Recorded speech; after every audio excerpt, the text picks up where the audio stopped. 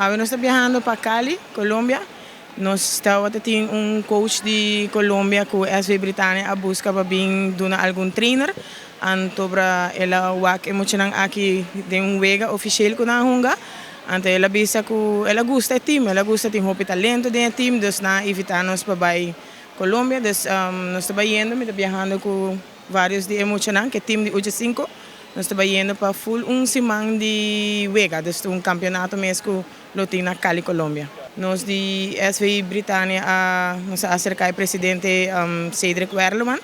Então nós temos de ideia aqui, então a mim junto com o coach Jorge fazer isso aqui possível. Então nós estamos viajando. Agora que me estou indo com 3 atletas, já me tem 3 cabos que estão na Colômbia caba. Nang abula ayer ko anteayer, dus nós está em total 17 jogadores.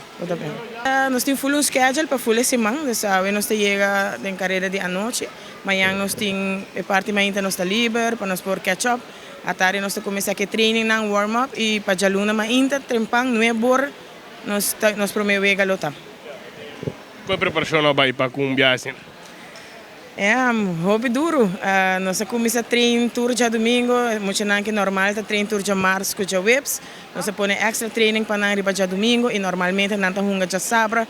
Então estava par de luna hobby duro para muito não, 4 dias para semana não está trein plus hunga. Então é algo nós duro, pero nós make it happen sim. Me tem vários que estão em seleção.